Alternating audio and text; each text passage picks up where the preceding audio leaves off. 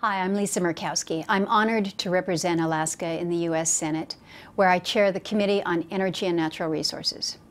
It's been a pretty good week in Congress, with the House of Representatives welcoming a new Speaker, Paul Ryan, and the Senate passing a major bill to protect our nation's cybersecurity.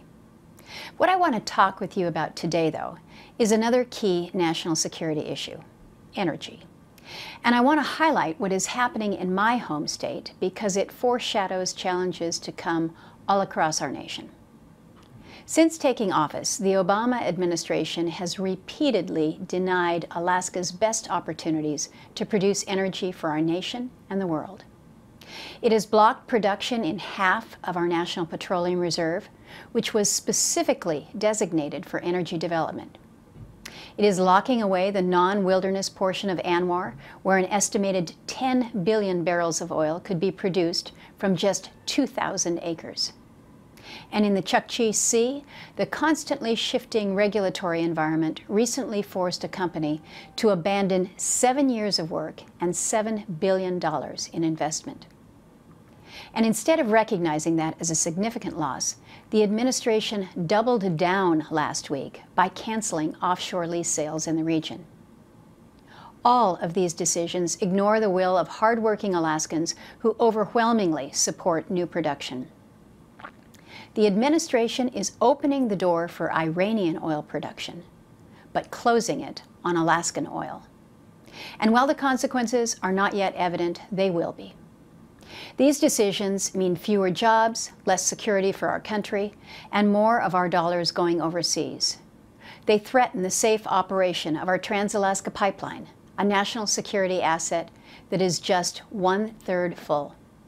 And it's only a matter of time until the administration applies this short-sighted strategy to the rest of our nation. With prices low, we need to open the areas where it's most cost-effective to produce energy. We need to modernize our policies and open our markets. And we need to avoid overly burdensome regulations. Unfortunately, the administration is charting a different course. The EPA and other agencies are issuing a barrage of regulations that will have limited environmental benefit, but will absolutely reduce our ability to produce energy here at home. For example, the EPA's new ozone standards will provide little in the way of health benefits, while costing billions to comply. Its climate regulations will shutter power plants across the country, raising electricity costs and threatening the reliability of our electric grid. And the Waters of the United States rule, the WOTUS, a massive expansion of federal regulatory powers, could allow the EPA to regulate even drainage ditches and occasional ponds. There is a better path. There is no reason why our energy policy should be so divisive. And that's why I'm working hard to forge bipartisan consensus on policies that will keep energy affordable and abundant as it becomes cleaner and cleaner. To give you one promising example, those of us on the Energy Committee have developed a broad bill that will save energy, promote innovation, invest in critical infrastructure, and boost our energy trade, among many other benefits. It passed out of our committee with a strong bipartisan vote.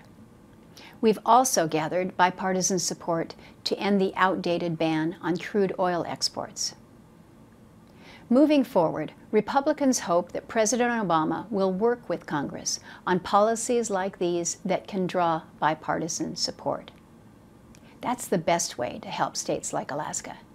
And it's the best way to protect our future, our economy, our security, and our environment.